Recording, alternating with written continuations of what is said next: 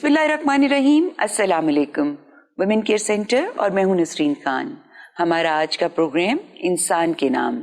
आज हम आपको जिस शख्सियत से मिलवाने जा रहे हैं वो एक इंतहाई इनलाइटेंड मजहबी स्कॉलर हैं। उन्होंने पंजाब यूनिवर्सिटी से MBA की डिग्री हासिल की और वेल्स यूनिवर्सिटी से PhD की। उनका मौजू इस्लामिक बैंकिंग है और इसके बाद उन्होंने पाकिस्तान के बहुत से टॉप इंस्टीट्यूशन में उस्ताद की हैसियत से अपनी खिदमात सरअंजाम दी, जिनमें आगा खान यूनिवर्सिटी, UCP, लम्स और पंजाब यूनिवर्सिटी शामिल हैं। इस वक्त भी वो UCP में और IT यूनिवर्सिटी में इस्लामिक स्टडीज़ पढ़ा रहे हैं। तो मिलते हैं जनाब खालिद ज़हीर साहब से। अस्सलाम वालेकुम डॉक्टर साहब। वालेकुम अस्सलाम।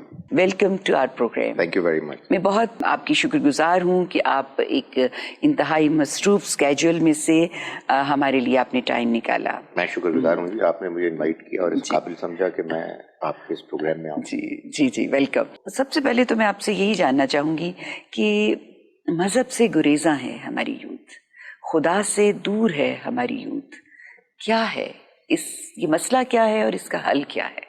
देखिए, बुनियादी तौर पर दो वजूहात हैं। एक वजह तो वो है कि जो हमेशा से रही है, अल्लाह ताला ने इस दुनिया की ज़िंदगी का इम्तिहान कुछ ऐसे बनाया है कि एक जानिब हमें ये मालूम है सही क्या है गलत क्या है, हमें ये मालूम है ज़िंदगी ख़त्म होने वाली है, आरज़ी है, दाएं बाएं हम लोगों को मरते हुए देखते हैं, मगर दूसरी जानिब इतना ग्लैमर है, जिंदगी में इतनी अट्रैक्शन है, और ख़ास तौर पर जब आदमी नौजवान होता है तो वो ये महसूस करता है अभी बड़ी उम्र पड़ी है और अभी तो मुझे दुनिया में बहुत कुछ करना है, और जो दुनिया की अट्रैक्शंस हैं वो फैसिनेट भी बहुत ज़्यादा करती है। ये तो एक गिवन फैक्ट है। क्या आज के ज़माने की फैसिनेशन ज़्यादा हो गई है पुराने ज़माने से? कोई शुबा नहीं। तो फिर इस लिहाज से रियायत हो जाएगी हमारे साथ। मैं जिस दीन से वाकिफ हूँ उसमें अल्लाह ताला ने यही बताया है कि हर इंसान की जवाबदेही उसके हालात के लिहाज से होगी। तो इंशाअल्लाह इसमें तो कोई शुबा नहीं है कि जिसके हालात जितने मुश्किल हैं उतना ही वो अल्लाह के यहाँ कंसेशन और अलाउंस का मुस्तहिक है। मगर मैं गुजारिश कर रहा था कि आपने वजूहात पूछी, तो दूसरी वजह जो मेरे सामने जब भी आती है तो मैं मोटिवेट होता हूँ कि जो मैं काम कर रहा हूँ उसको और बेहतर तरीके से करूँ, और वो वजह ये है कि हमारा दीन जो निहायत कन्विंसिंग है वो बहुत बुरी तरह से पेश किया जा रहा है, और उसकी वजह से नौजवान नस्ल दीन से दूर तर होती जा रही है। ये दो बेसिक वजूहात हैं, और ज़ाहिर है कि हमें काम करना है इस पर ताकि दीन की प्रेजेंटेशन बेहतर हो और नौजवान इस दुनिया की ज़िंदगी की हकीकत को समझ के सही रवैया इख्तियार करें। यहाँ पर मैं आपसे ये जानना चाहूँगी कि जो मज़हब है यानी हमारा दीन है उसको बहुत तरह के चैलेंजेस हैं ना। एक तो आपने यही बता दिया कि गुरेज़ा हैं बच्चे तो क्यों हैं, चैलेंजेस हैं। एक तो खुदा को मानना नहीं चाहते, इतनी ज़्यादा अट्रैक्शंस हैं, उसकी प्रेजेंटेशन ठीक नहीं है। लेकिन इसके साथ साथ एक और मसला, जो बड़ा मसला है, वो ये है कि लोग चाहते हैं कि मज़हब भी बस चलता रहे और कोई दरमियानी सा रास्ता निकल आए जिसमें हम पीसफुल को एग्जिस्टेंस के तहत चलते रहें। मज़हब कोई इतना ज़्यादा इम्पोर्टेंट या उसको हम अपना ओढ़ना बिछोना ना बनाएं, या जो मज़हब आपको कहता है करने को वो एक तरफ रख दें और हम बस जो करना चाहते हैं वो भी करें और अल्लाह को भी थोड़ा बहुत साथ शामिल कर लें। तो ये कुछ ऐसा मामला है, इसको बताएं कि इस तरह के लोगों के साथ कैसे डील किया जाए। देखें नसीम साहिबा, बात यह है कि जब तक आदमी दीन के बारे में जेन्युइनली सीरियस नहीं होता तो यही रवैया होगा, और सच्ची बात यह कि मुझे इस पर कोई एतराज़ भी नहीं। वजह यह है कि जब अभी किसी शख्स को दीन हकीकत में समझ में नहीं आया तो वो अपने आप को क्यों बदलेगा। मैं कभी इस बात पर लोगों पर तनकीद नहीं करूंगा, मैं सिर्फ उनसे एक बात कहूंगा, भाई दीन की बात قرآن کی بات بھی سنتے رہو. معلوم ہے کیا ہوتا ہے؟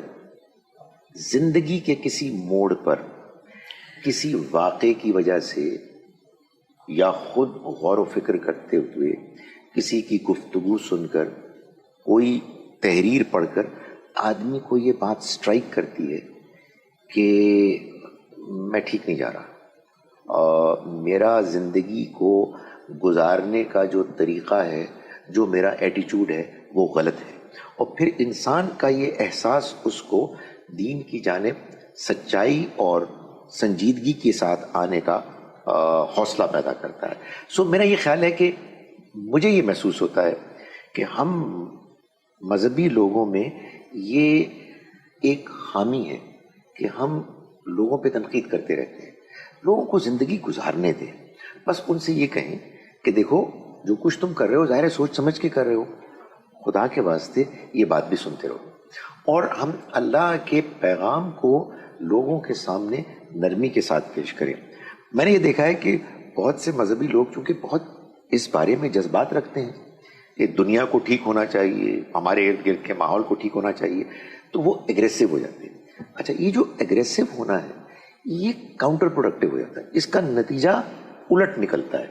سو میں آپ کو کیا بتاؤں کہ نبی صلی اللہ علیہ وسلم کا جو اسوہ قرآن سے معلوم ہوتا ہے، جو ہمارے پاس تاریخ آئی ہے اس سے معلوم ہوتا ہے، اس میں تو یہ بیان کیا گیا ہے کہ آپ لوگوں کے ساتھ بہت نرم، بہت شفیق، بہت مہربان تھے اور اللہ سے دعائیں کرتے تھے اور لوگوں کے سامنے اللہ کا دین جیسے کہ اللہ کے پیغام میں موجود ہے اس کو پیش کرتے تھے.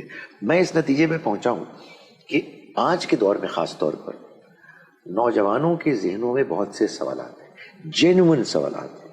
ہمارا کوئی کام نہیں ہے ہم دین کو پیش کرنے والوں کا سوائے اس کے کہ ہم اچھے طریقے سے ان کے جوابات دیتے رہیں، اللہ کے پیغام کو پیش کرتے رہیں. اس میں سب سے اہم پوائنٹ یہ آتا ہے کہ وہ کہتے ہیں اللہ کو مائنس کرتے ہیں، خدا کو مائنس کر کے تو آپس میں پیسفل کو ایگزسٹنس کے ساتھ چلنا شروع کر دیں.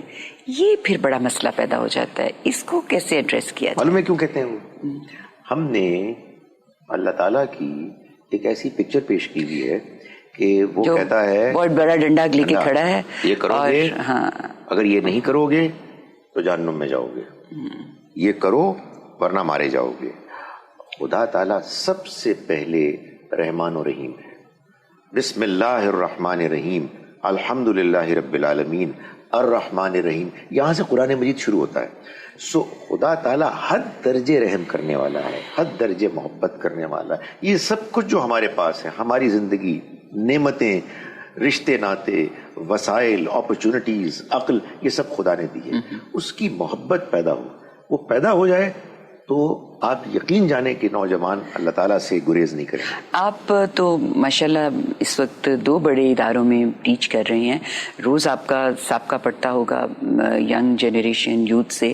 ان کا اصلاح کا پروگرام کوئی نہیں ہے. وہ سمجھتے ہیں کہ ہم ٹھیک ہیں. ہم جو پچھلی جنریشن ان کے سامنے جب کچھ پیش کرتی ہے تو ان کو لگتا ہے کہ وہ اس کو ریڈنڈنٹ سمجھتے ہیں، وہ اس کو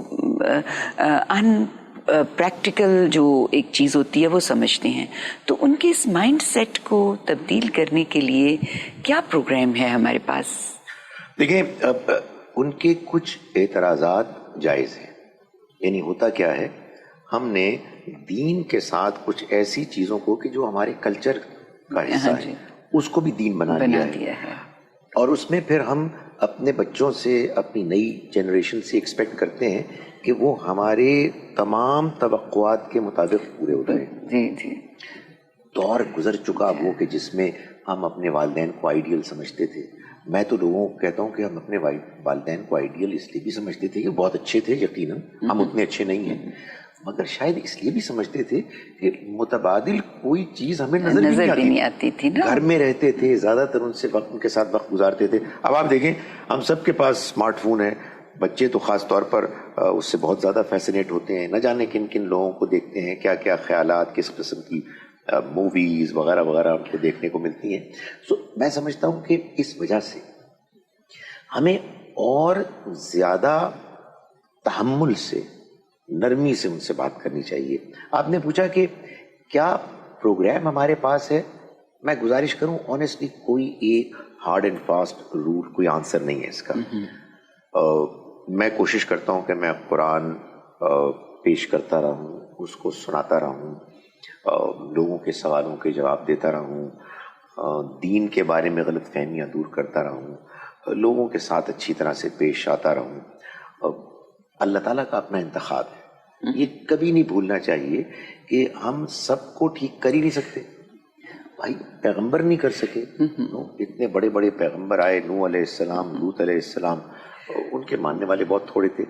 اپنا کام ہم کیے چلے جائیں تو میں آپ کو یقین دلاتا ہوں انہی نوجوانوں میں بعض پھر ایسے نکلتے ہیں کہ آدمی حیران ہو جاتا ہے کہ یار انسانیت اتنی اچھی بھی ہو سکتی ہے. سو اپنا کام کریں، باقی اللہ تعالیٰ اپنا انتخاب کرے گا. بالکل ٹھیک ہے.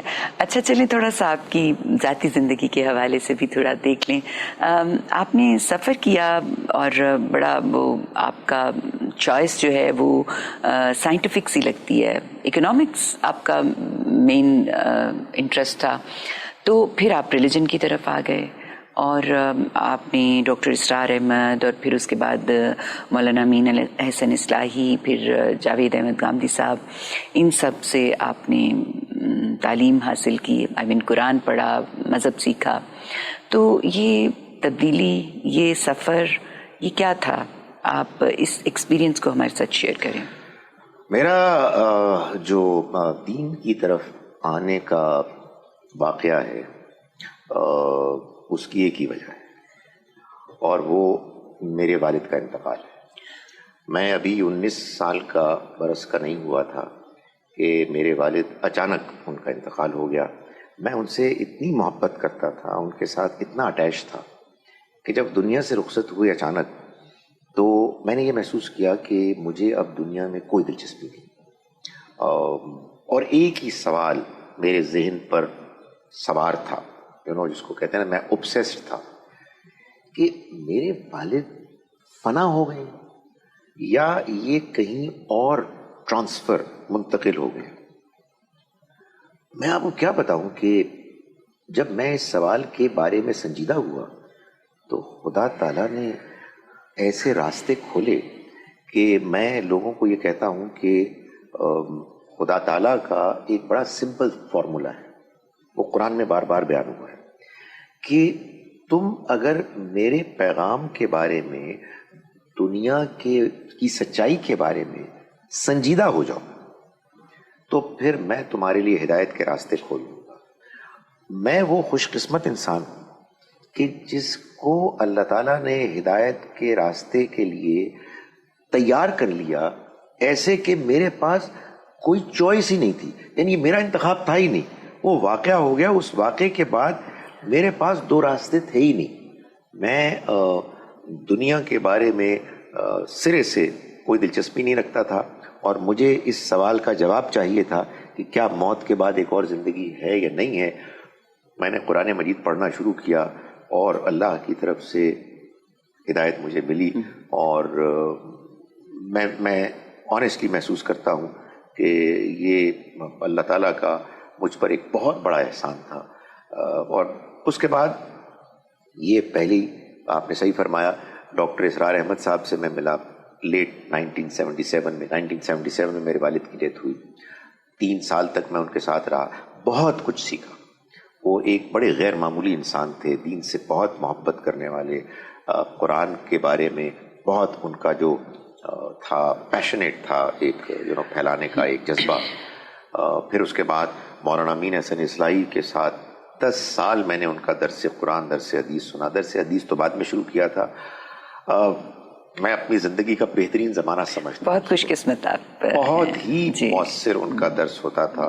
اور پھر ان کے ساتھ ان کے شاگرد رشید جاوید احمد گامدی صاحب کے ساتھ تو ابھی بھی ایک شاگرد کا رشتہ ہے، اور وہ ایک اور دوست کا بھی رشتہ ہے. ان کی مہربانی ہے جی کہ وہ دوست بھی سمجھتے ہیں، اور وہ ایک غیر معمولی عالم ہیں. اور میرے اندر اگر کوئی تھوڑی بہت آپ کہیے ٹالرنس ہے یا بات کو پیش کرنے میں نرمی ہے، وہ سب انہی کی سکھائی ہوئی. بے شک.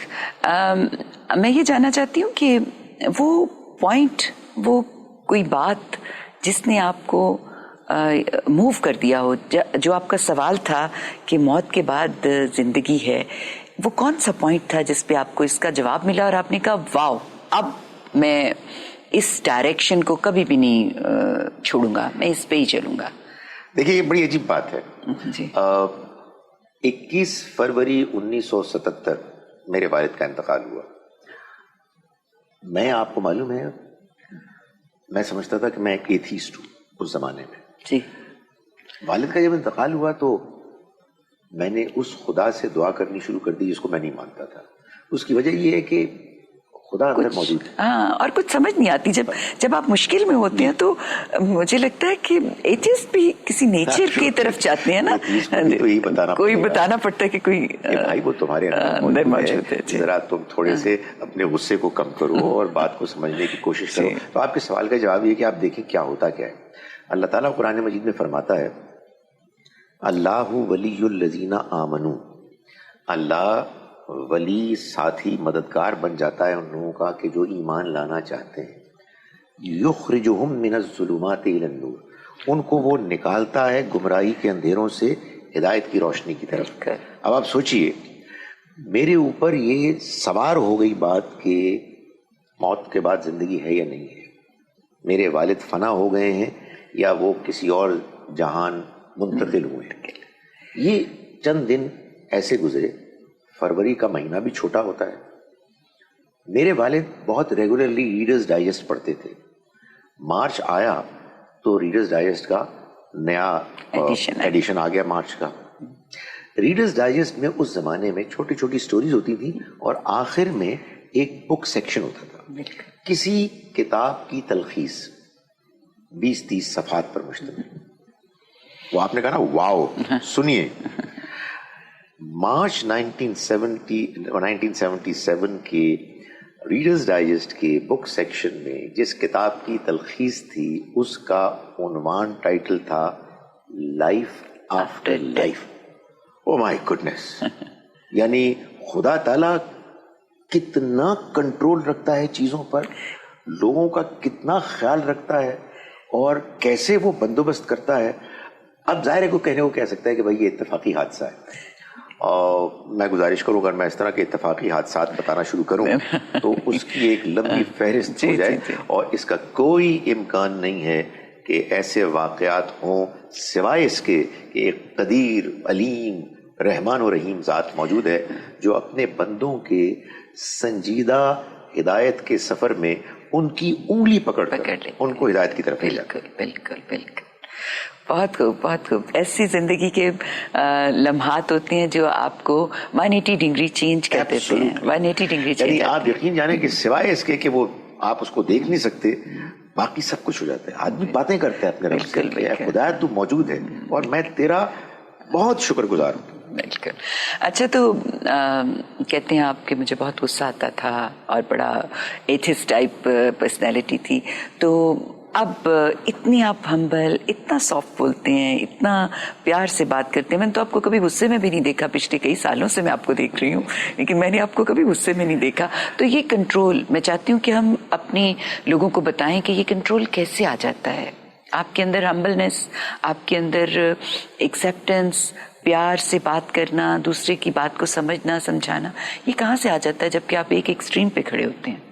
اب ایک بات تو یہ کہ میں غصے میں آتا ہوں, لیکن کیا ہوتا ہے کہ جب میں غصے میں آتا ہوں تو پھر میں اپنے آپ کو بہت ملامت کرتا ہوں. غصے میں جب انسان آتا ہے اور جو وہ حرکت کرتا ہے, جو کچھ وہ بولتا ہے, اس پر اس کو شرمندگی ہوتی ہے. شرمندگی ہونی چاہیے. جب آپ شرمندہ ہوتے ہیں تو پھر آپ کو چاہیے کہ آپ فیصلہ کریں کہ آئندہ اگر ایسا ہوا تو آپ نہیں کریں گے. غصہ انسان کو بعض اوقات اس لیے آتا ہے کہ خاص طور پر دین کو پیش کرنے والوں کو, کہ وہ محسوس کرتے ہیں کہ یہ ہماری بات نہیں سن رہے, سمجھ نہیں رہے, ان کو کیوں نہیں سمجھ آ رہی, خدا کے پیغام کو یہ ٹھکرا رہے ہیں. لیکن پھر آدمی اپنے آپ کو سمجھاتا ہے کہ نہیں, آ جائے گی سمجھ میں, میری بات کے کہنے میں کوئی کمی ہوگی, اللہ سے دعا کرنی چاہیے. ایک اور بات بھی میں آپ کو بتاؤں, شروع کے جو میرے پہلے 2-3 سال تھے جو میں نے ڈاکٹر اسرار احمد صاحب کے ساتھ گزارے اور تنظیم اسلامی میں بہت سرگرم تھا، تو اس زمانے میں غصہ بہت ہوتا تھا اور ایک جوش تھا. اصل میں وہ جو غصہ ہے نا، وہ اصل میں ایک جوش ہوتا ہے کہ مجھے دین کو پھیلانا ہے، اس کو غالب کرنا ہے. آپ ڈاکٹر اسرار صاحب کے پیچھے کھڑے تھے نا، اس لیے وہ بھی ان کے اندر بھی ایسے جذبہ تھا. ہاں جی، ان کے اندر بھی. اچھا، لوگ یہ نہیں جانتے کیونکہ میں ان کے بہت قریب رہا ہوں، ان کے اندر بڑا سینس آف ہیومر بھی تھا. میں لوگوں کو بتاتا ہوں کہ وہ کھلکھلا کے ہنستے بھی تھے، لیکن بہرحال یقین نہیں آتا لوگوں کو. وہ گزارش یہ ہے کہ وہ ظاہر ہے ان کے اوپر اس بات کا بڑا غلبہ ہوتا ہے کہ مجھے دین کو پیش کرنا ہے اور دنیا بہت خراب ہو رہی ہے اور دین کو غالب کرنا ہے. میں جب مولانا امین حسن اصلاحی کے ساتھ میرا تعلق بنا تو میں نے ان کی کتاب ہے دعوت دین اور اس کا طریقہ کار. جی، مجھے یاد ہے کہ میں نے اس کو 3-4 مرتبہ پڑھا. جب میں نے پڑھا میں گرم مزاج سے ٹھنڈا مزاج ہو گیا. اس میں کیا باتیں لکھی ہوئی تھیں ظاہر ہے کہ اب ساری چیز تو مجھے یاد نہیں، لیکن مجھے جو ایک چیز اب تک سٹرائک کرتی ہے وہ یہ ہے کہ انہوں نے اس بات پر بہت ایمفسائز کیا کہ اللہ تعالیٰ یہ فرماتے ہیں کہ ادعو الی سبیل ربک بالحکمہ، اپنے رب کے راستے کی طرف تم حکمت کے ساتھ. تو اس کا مطلب یہ ہوا کہ ہمیں حکمت کا دامن کبھی نہیں چھوڑنا. میرے پاس ایک ایسا پیغام ہے جو مجھے دنیا والوں کو پہنچانا ہے. یہ پیغام ان کے لیے نہایت ضروری ہے.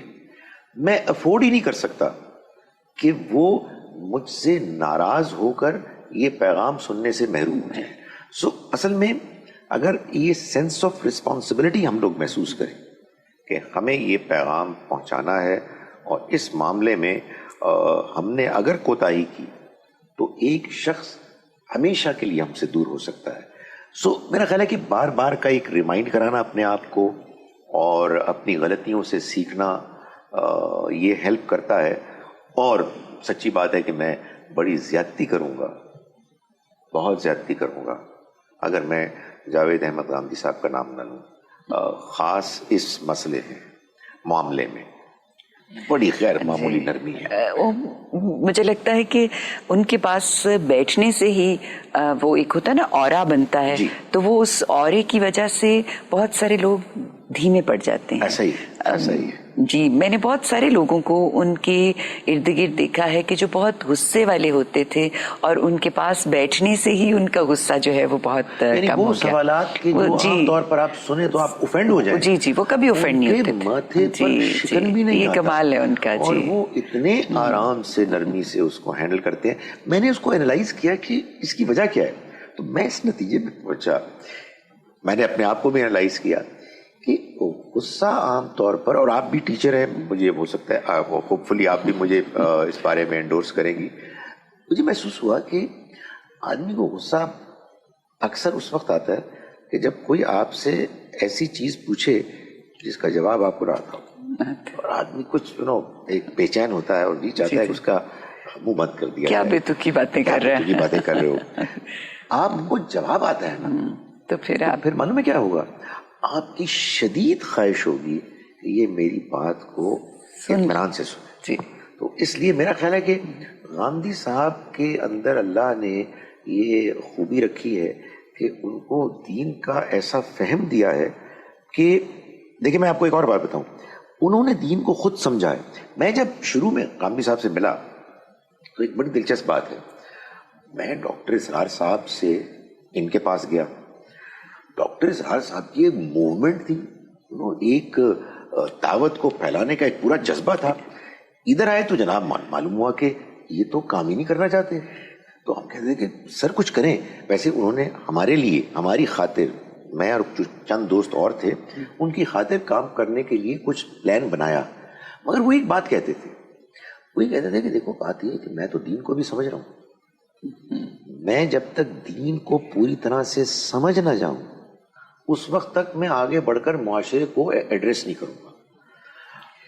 اب میں دیکھتا ہوں کہ کیا انہوں نے ایڈریس کیا، پوری دنیا کو ایڈریس کیا، اور واقعی چونکہ انہوں نے دین سمجھ لیا تو اب وہ کہتے ہیں کہ بھائی تمہیں اعتراض ہے نا, تمہیں دین کی بات سمجھ میں نہیں آ رہی, اور میں کوشش کرتا ہوں کیونکہ میرا بھی ایک زمانے میں یہی حال تھا, لیکن اب الحمدللہ مجھے بات سمجھ میں آ گئی ہے. اور میں نسرین صاحبہ, میں آپ کے اس پروگرام کے توسط سے یہ بات بھی کہنا چاہتا ہوں کہ کئی مرتبہ میں نے دیکھا, مجھے بڑا رشک آیا غامدی صاحب پر کہ وہ چلتے پھرتے کہیں راستوں میں ان کو لوگ ملتے ہیں اور وہ کہتے ہیں کہ غامدی صاحب آپ کا پروگرام سن کر ہمیں اللہ کا دین سمجھ میں آ گیا ہے جو اس سے پہلے کبھی نہیں آیا تھا, جزاک اللہ. میں کہتا ہوں اس سے زیادہ کسی شخص کی کیا خوش قسمتی ہو سکتی ہے کہ لوگ اس کے بارے میں یہ کہہ رہے ہیں کہ اللہ کا دین اس شخص نے ہمیں سمجھا دیا. ویسے ڈاکٹر صاحب کچھ لوگ آپ کے بارے میں بھی یہی بات کرتے ہیں کہ آپ کی وجہ سے انہیں بہت سارے ایسے سوالوں کے جواب مل گئے جو کہ ان کے لیے پرابلم کا باعث تھے. اللہ کا شکر ہے, یہ اللہ کا شکر ہے, اللہ کا احسان ہے. اور یہی میرے بنی استاد کی جو اثر ہے ہم پر, یہ اس کا نتیجہ ہے, اللہ کی مہربانی. بتائیں کہ فیملی میں کس کے ساتھ سب سے زیادہ اٹیچڈ ہیں آپ؟ میری فیملی چھوٹی سی فیملی ہے, میری وائف ہیں, میرا بیٹا ہے, میری بیٹی ہے. اٹیچمنٹ تو سبھی کے ساتھ ہے, سب ڈفرینٹ ہیں. چائے کا کپ ہاتھ میں پکڑا ہوا ہے, سارے بیٹھے ہوئے ہیں, آپ کس کے پاس جا کے بیٹھیں گے؟ سچی بات ہے کہ میری اپنی وائف سے دوستی ان سے گپ شپ کر کے مزہ آتا ہے, اختلاف کر کے مزہ آتا ہے. تو ماشاءاللہ خود بھی بہت قرآن کی فہمی رکھتی ہیں. انہوں نے, یہ میری بڑی خوش قسمتی ہے کہ وہ خود دین کے بارے میں سیریس ہیں, سمجھتی ہیں, مقلد کسی کی نہیں ہے, میرے سے بھی اختلاف کرتی ہیں. الہدا سے پہلے وہ پڑھی اور اس کے بعد پھر المورد سے آپ کو معلوم ہے جو کلاسز ہوئی, ان سے دین کے بارے میں گفتگو کرنے میں مزہ آتا ہے. بیٹے اور بیٹی سے بھی اچھی گپ شپ رہتی ہے, دوستی رہتی ہے. اچھا, تو کیا پیغام دینا چاہیں گے آپ ہماری یوتھ کو کہ وہ دنیا بھی انجوائے کر سکیں اور دین کو بھی سمجھ سکیں؟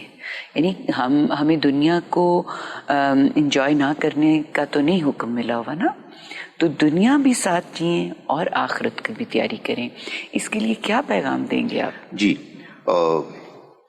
میں یہ پیغام دوں گا کہ دیکھو بچوں, یہ دنیا تو تمہارے سامنے ہے, یہ دنیا بہت اچھی جگہ ہے, اس کو انجوائے کرو. لیکن تمہیں معلوم ہے کہ انجوائے کرنے کی کچھ لمٹس ہوتی ہیں. ظاہر یہ تو نہیں ہو سکتا نا کہ تم انجوائے کرو اور کسی دوسرے کو تکلیف ہو. ہم سب جانتے ہیں بحیثیت انسان کہ کچھ حدود ہیں جن کے اندر رہتے ہمیں زندگی گزارنی ہے. یہ جان لو کہ اس زندگی کو جس کو تم انجوائے کر رہے ہو, یہ ایک نامکمل زندگی ہے, اس میں بڑے بڑے خلا ہیں. دین کیا ہے, دین کا پیغام کیا ہے؟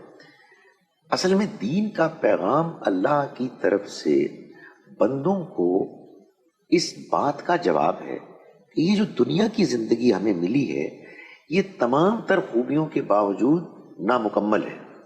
اس کی کیا وجہ ہے؟ خدا نے ہم کو جواب دیا ہے. یعنی دنیا ایک پزل ہے. جو شخص بھی دنیا کو گزارتا ہے اچھے طریقے سے, سنجیدگی کے ساتھ, اس کے مسائل کو جانتے ہوئے, اس کے ذہن میں کچھ سوالات پیدا ہوتے ہیں. مجھے کس نے بنایا, مجھے کیوں بنایا گیا, دنیا میں اتنی ناانصافی اونچ نیچ کیوں ہے, میرے بنانے والے کی کیا صفات ہے, موت کیوں آتی ہے, موت کے بعد کیا ہونے والا ہے.